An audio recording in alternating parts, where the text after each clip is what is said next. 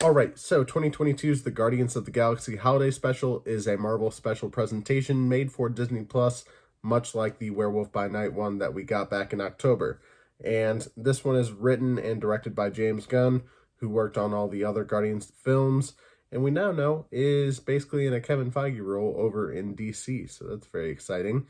But yeah, with this Guardians holiday special and then Guardians of the Galaxy Volume 3, James Gunn will be completely done with the MCU, at least for now, to go focus on DC, which I'm very, very hopeful for. So we'll see where that goes. But yeah, just excited to see these characters again. Of course, we have Chris Pratt coming back as Peter Quill slash Star-Lord. We have Dave Bautista coming back as Drax. Karen Gillan coming back as Nebula.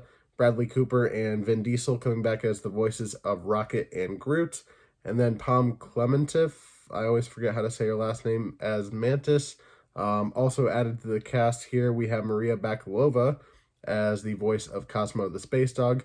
If you don't know who this actress is, she I don't know if it was her first film, but she made a big splash in the acting world when she starred alongside Sacha Baron Cohen in Borat 2, and she was fantastic in that. She was also in Bodies, Bodies, Bodies from earlier this year. Fantastic, and honestly, as the voice of Cosmo in here, even though it's brief, she's very fun in the role. And then, I'm sure a lot of you know by now, Kevin Bacon stars in this special as himself. I think I mentioned everybody else, though. Did I mention Sean Gunn as Kraglin? I think I might have, but I'm not completely sure. But yeah, Kevin Bacon, that was the big thing in the trailer, is that Mantis and Drax are off to try and find Kevin Bacon to give him as a gift to Peter for Christmas, which they find out about this whole thing about Peter and Christmas, and they want to throw him, a nice Christmas kind of party, I guess you could say, and bring presents and stuff like that. And just make him feel better since Gamora is gone as of this point in the timeline, which, by the way, I'm not completely sure where this takes place in the timeline, whether or not it's, because I imagine it's after, has to be after Endgame, of course, but is this before or after Thor Love and Thunder? Because if you watch that movie, they showed up there, and I feel like if it took place before, wouldn't Thor be with them? But I'm not completely sure. There are some things, and by the way, didn't even mention, but this will be a non-spoiler slash spoiler review, so spoilers will come a little bit later. But there's a lot of interesting things that kind of seem like they're going to lead into Guardians 3. I believe James Gunn himself said that this will be important going into Guardians of the Galaxy Volume 3, and while it's not the most impactful piece of content that Marvel has ever put out there, it's not the most important thing.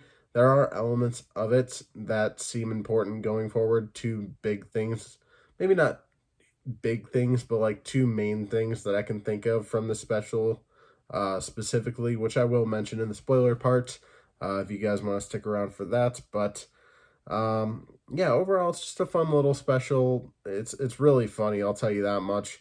There are some very heartwarming moments that actually kind of made me tear up just a little bit.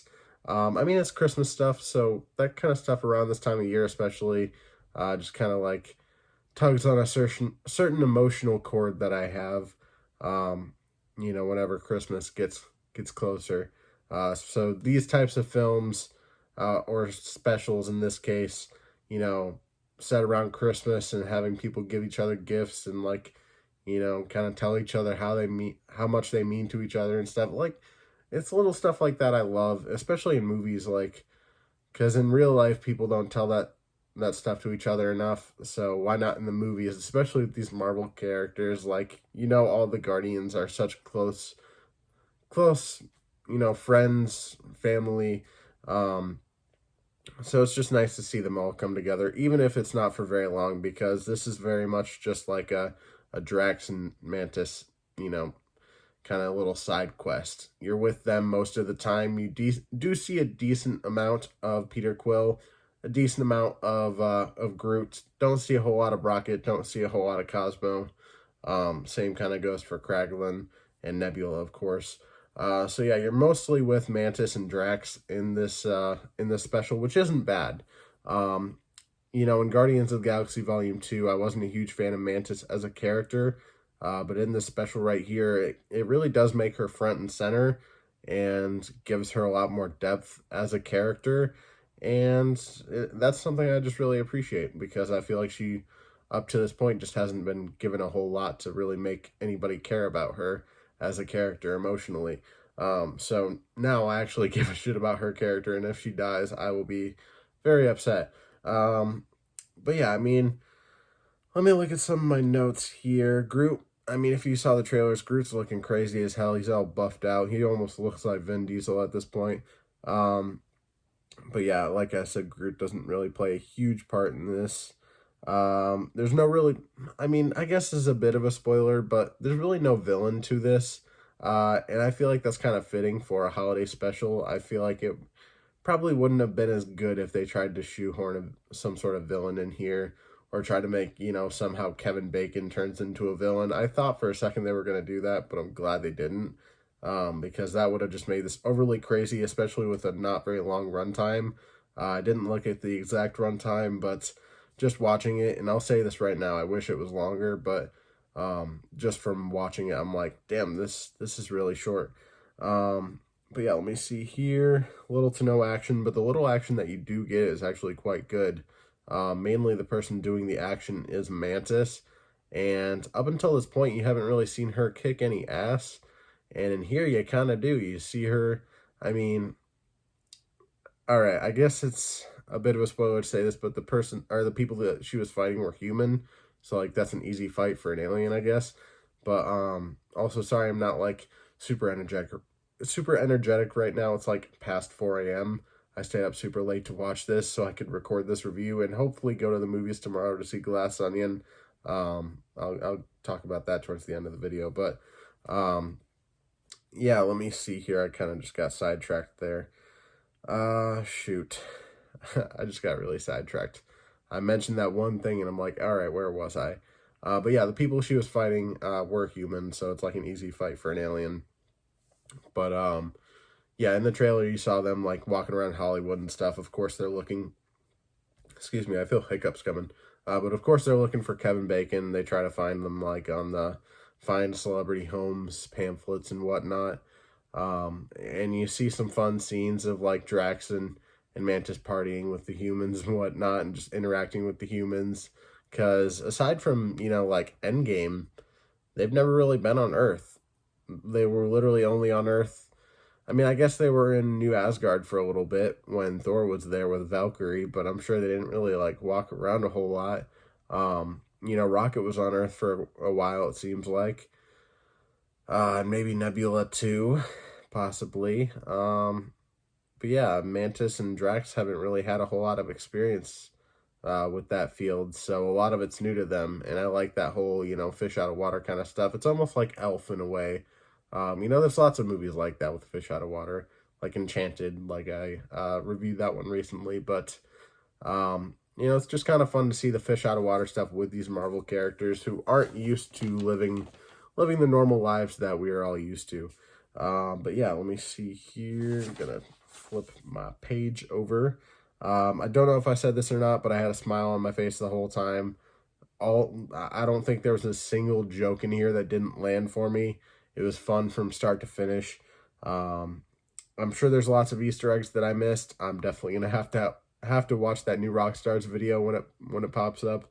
I'm actually gonna watch the Real Rejects reaction after recording this.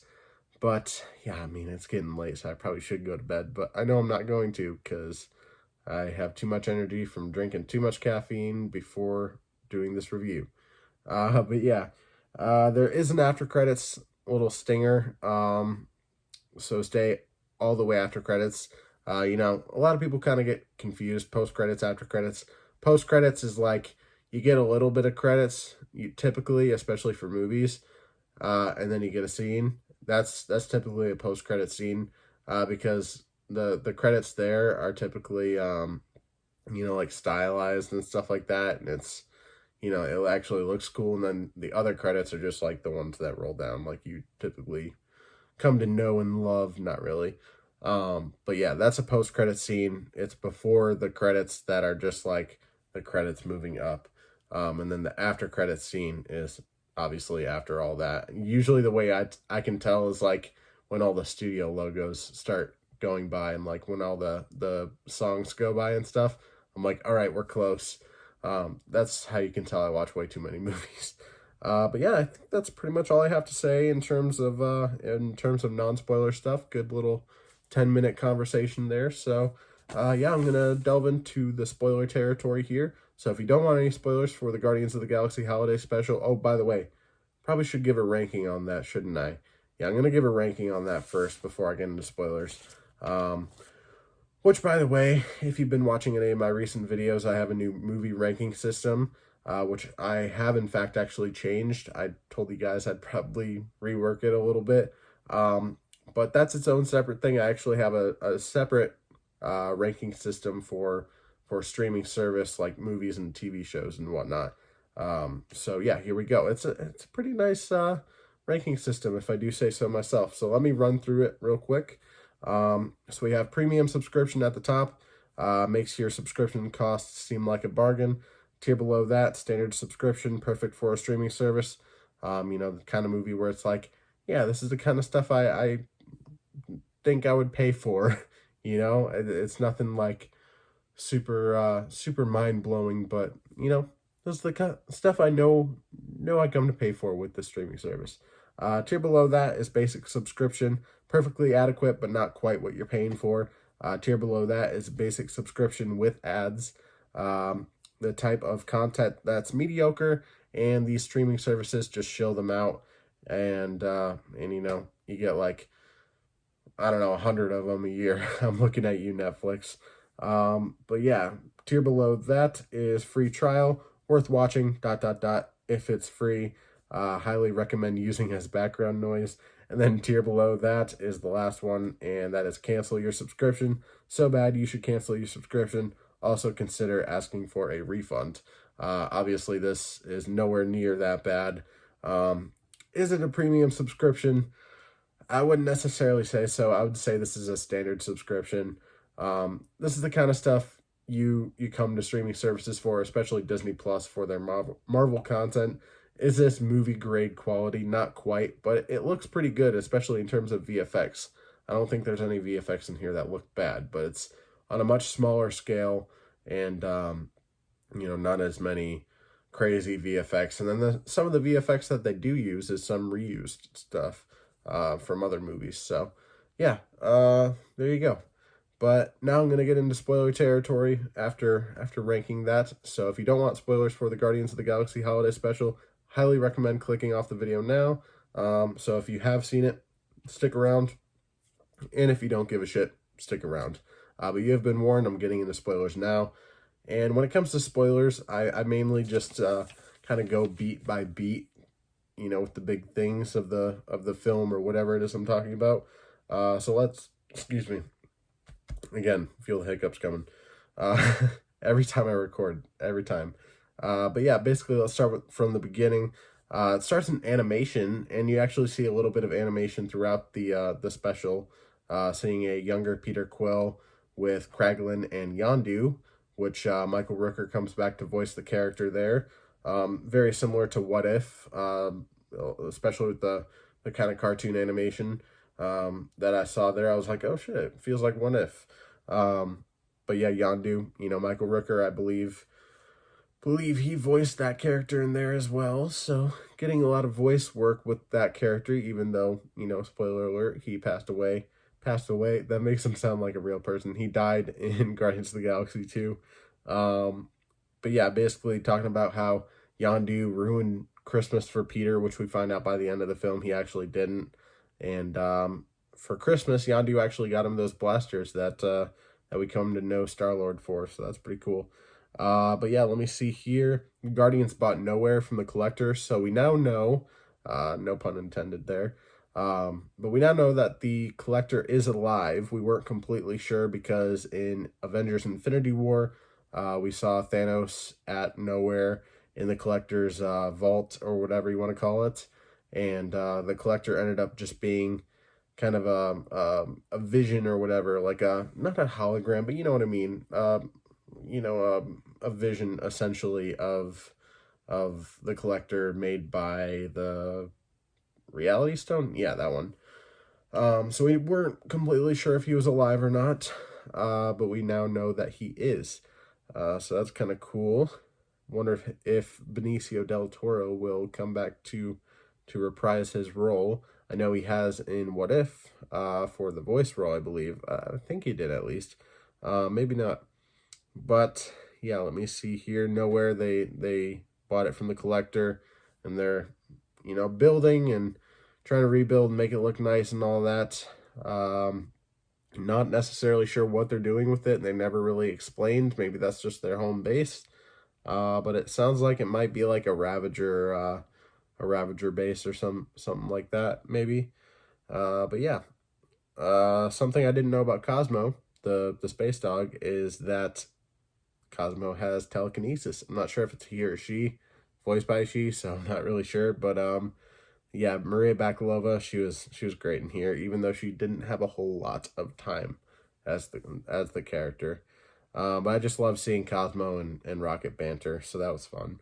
But yeah, we find out that Mantis is Peter Quill's sister, which is something I actually had spoiled for me on Facebook, literally like a couple days before the special even came out. So that kind of sucks that was spoiled, but hey, it still got to me emotionally, especially by the end when she actually told him, and he was like, "That's the best Christmas gift you could have ever given me," and that made me cry a little bit. I got a little emotional there. I won't lie. I'm trying to kill this freaking bug that's flying around. But yeah, let me see here. They got a really cool new ship that has like two rings. It's almost like, how would I describe it? I don't know, but it has like these two rings that like fold out and stuff like that and bend and twist and shit. It's cool. If I could have a spaceship, I'd want that one.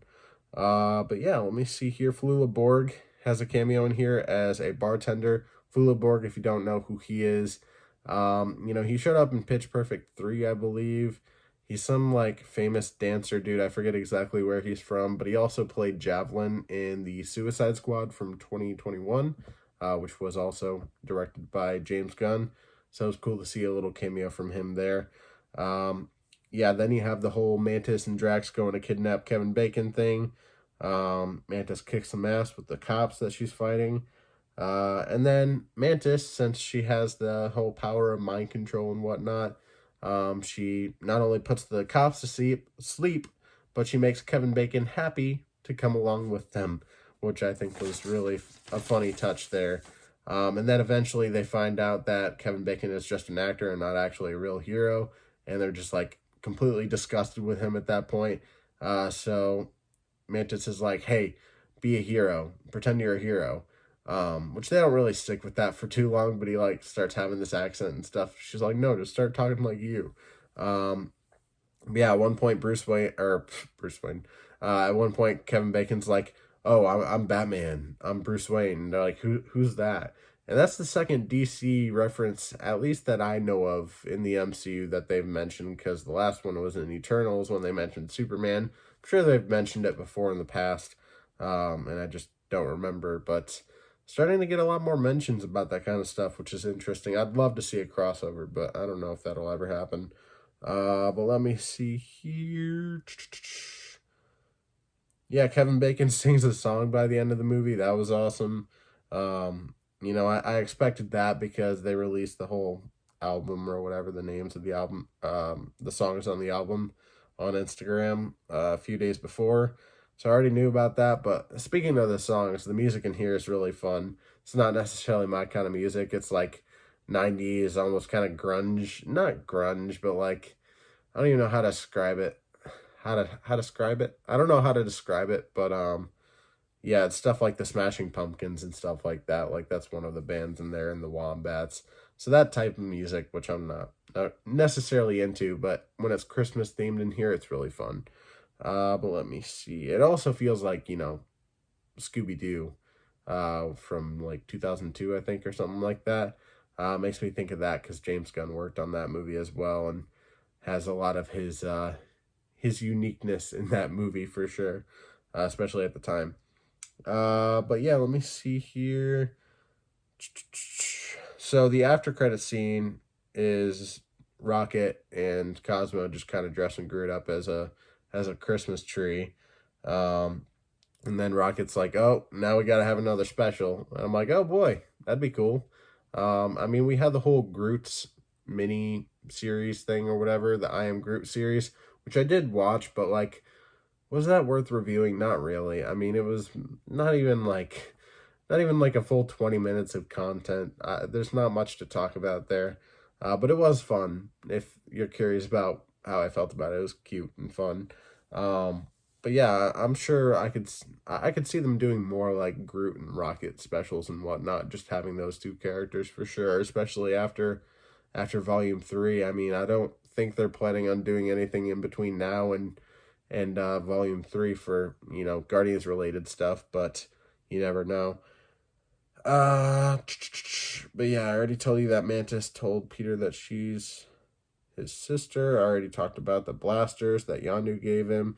There's one thing in particular that I really wanted to talk about that I thought was the funniest fucking thing in the whole goddamn special, and that's that Nebula went up to Rocket, had this present for him about like yay big or whatever, about the size of an arm. You get where I'm going here? Yeah, he opens this shit and it's fucking Bucky's arm. In the back of my mind, I'm just like thinking about Rocket in the first Guardians where he's like, just imagine him like walking around without a leg or whatever, the one guy he was talking about. I'm like, just imagine Bucky walking around Earth somewhere, just like, now, where the fuck did I put my arm? I'm just like, oh, I'm dead. So next time we see Bucky, I hope he doesn't have an arm, which is also another thing that makes me curious about the timeline and whatnot. And it's like, did Nebula go to Earth too and steal the arm? Like, when did she take that? Um, so many questions. Need answers, James Gunn. Okay, I need them immediately. But no, I had a lot of fun with this. Like I said, it's a standard subscription. I don't think it's a premium subscription. I don't think this is anything I would pay extra for on a streaming service or anything like that. It's perfectly it's the perfect special for a streaming service. It doesn't have necessarily movie quality. It's not long enough to really I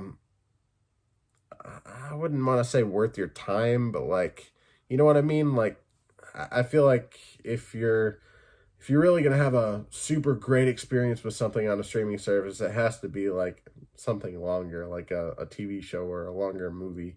But something like this, that's maybe 50 minutes tops. It's perfect for a streaming service, especially Disney Plus. This is the perfect kind of thing to watch around the holiday season.